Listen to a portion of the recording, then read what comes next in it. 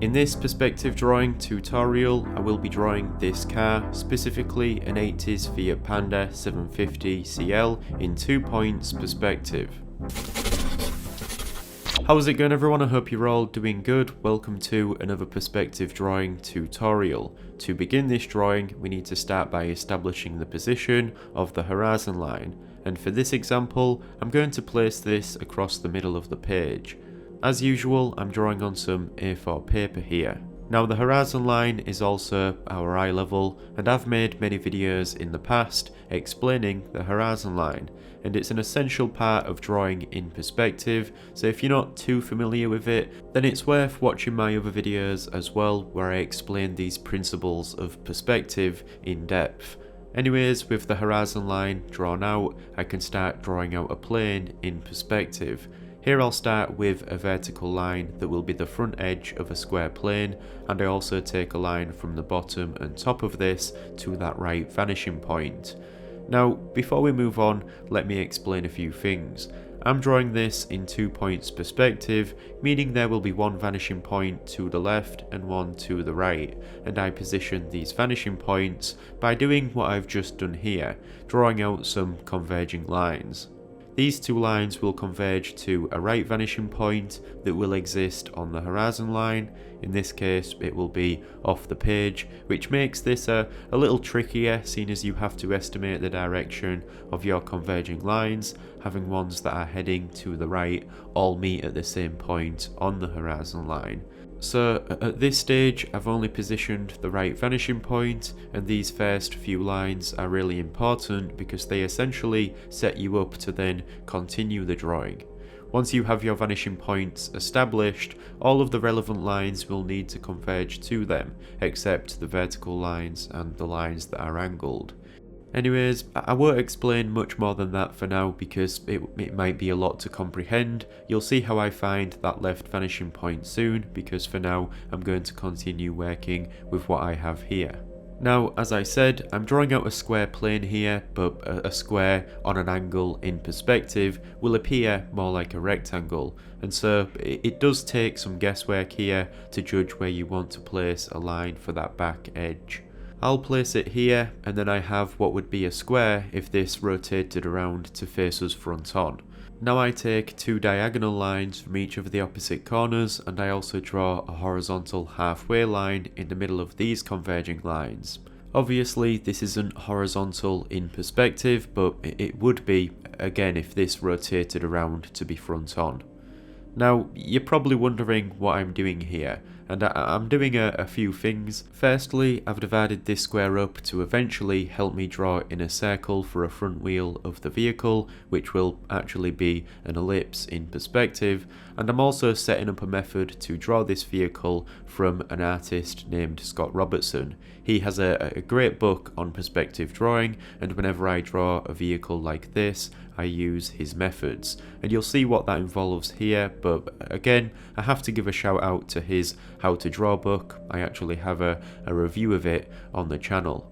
Anyways, at this stage I have that front wheel positioned, and now I'm going to use another well-known drawing method for duplicating this square across to the right, and I need that horizontal midline that I've just drawn to do this, because here I take a line from the bottom left corner through where the midline crosses that back edge, and I continue to extend this until it meets that line at the top.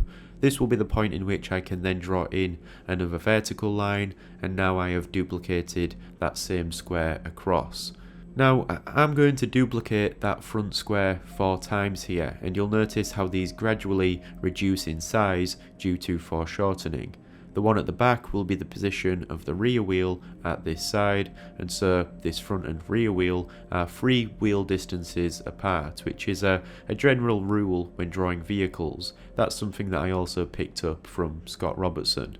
So now I have the wheels at this side planned out, but as you probably know, most cars have 4 wheels, and so now I need to do the same but across to the other side.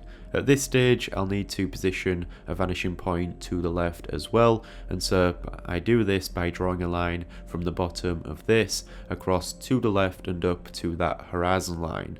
Now the angle between these two converging lines is something that you'll typically have to judge by how it looks, and that's the case for a lot of this. If it looks right, then go with it, and you'll get better at judging these things the more experience you have drawing in perspective. But again, this point is also off the page here.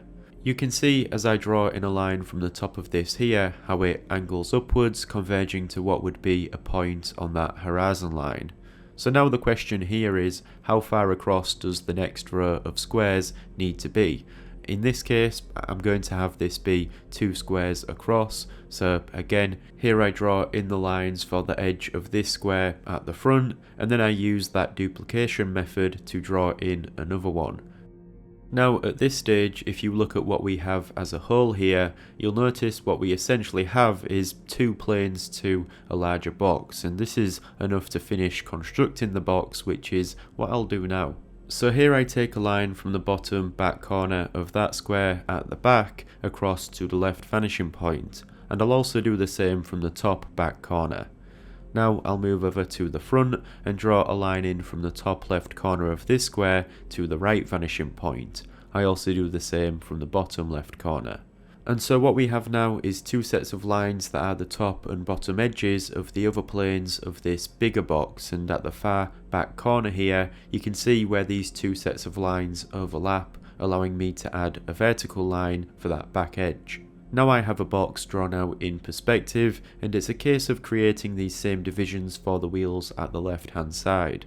To do this, I can take some lines from the bottom of these dividing lines across to the left vanishing point until they meet the bottom edge of this side. And this gives me the points in which I can then extend up some vertical lines and create those same divisions.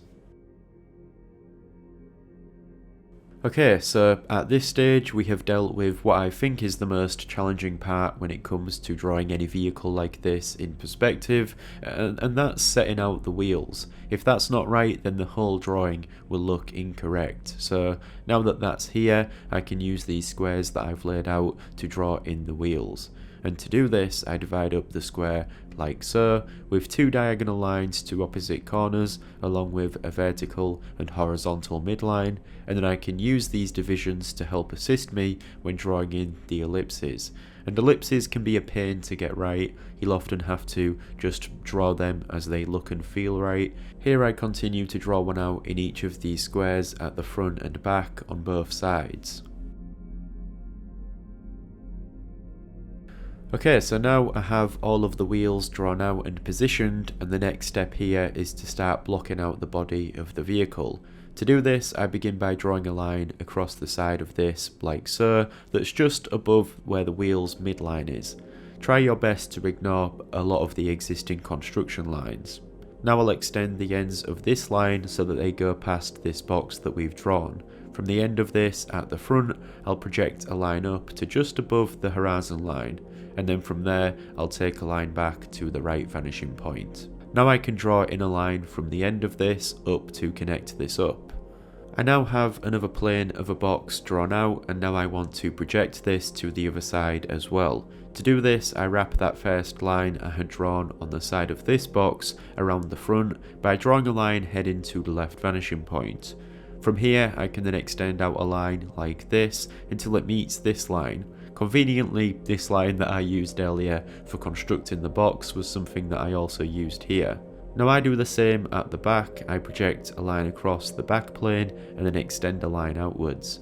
I come back to the front edge and draw a line from the top of it to the left vanishing point. Also notice how there is hardly any convergence here due to the lines being so close to the horizon line. At the other side of this, I can now join these up with a vertical line, and by drawing a line back from this to the left vanishing point, I can finish constructing this box and draw in that back edge as well. So that's the first box finished that will block out the body of this vehicle, but we still have one more to draw here. So starting from what is a little forwards from the middle of this new box, at the side around here, I project up another line. And from the top of this, I take a line back to the right vanishing point, and I'll also extend up the back edge of this box up to this line. Now I'll also take a line to the left vanishing point from the top of this one at the front, and then also from the top of the one at the back. Again, here I can extend up this back edge until it meets that line. Now connecting these lines up, I draw a line to the right vanishing point and finish this box by drawing in that line for this edge. Now finally, I have something that looks like a blocky car. Before I move on to outlining the drawing in detail though, I still need to add some more construction lines using what I have here. So a little inwards from the front of this box at the top, I'll draw a line across its top plane. I'll then also do the same at the back. I now offset some lines from either side which meet the lines that I've just drawn. Essentially, here I'm just offsetting this entire top plane inwards slightly. Now from the front corners here, I'll take some angled lines down to where this smaller box on top meets the larger box below. I do this at both sides, and now I'll also do the same at the back, taking some angled lines down to here. So by doing this, I've added some inclined planes within these boxes, and I'm also going to add one at the front. At the front of this larger box, I'll draw a line across like so, and then from either end of this, I'll connect it up to where I've just drawn these other angled lines. So now what I have is a form that is more representative of the vehicle I am drawing. The next step is to add some depth to the squares, which include the ellipses for the wheels. Using the vanishing points, I'm able to offset these planes inwards by constructing some boxes. Your drawing will probably start to get a little crowded with all of the construction lines, but it's not too hard to ignore them. You want to draw the same ellipse at the other side of the box and then connect them up the same way as I do here. I also ignore the wheel at the back, seeing as we won't see that from this angle due to the body of the vehicle being in the way. Okay, so that is all of the construction work done for this vehicle, and seeing as I now have this accurately drawn out in perspective, it will make the next few stages a lot easier, and the next stage here is to outline the drawing in detail using these construction lines. As I usually do in these tutorials, I'll place this into a time lapse and you can see how I develop this. At this point I put the ruler aside and start to outline this freehand, always considering my underlying construction lines. I also have many reference images up on screen of the subject that I'm drawing, in this case this Fiat Panda. I was looking at all of those reference images to see what details I needed to outline. Also, if you can find an image of the subject you are drawing from a similar angle, then that's even better. You can see on screen how all of what I constructed previously is a huge help here. As the saying goes, you need a good foundation before you can build a house, so it's well worth taking the time to get that right at an earlier stage. Anyways, I'll let this play out in this time lapse until we approach the next step.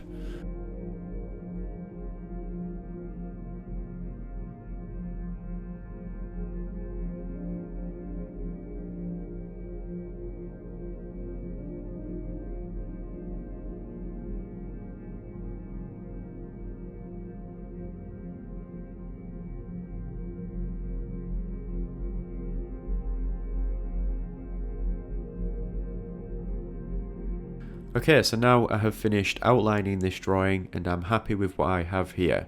At this point it's up to you to decide how you want to develop the drawing further, or perhaps you want to leave it as is. If you're familiar with my drawings though, you'll know that I typically like to render my drawings in pencil, and so that's what I'll do here. Again, I'll place this into a time lapse and you can see this process for yourselves.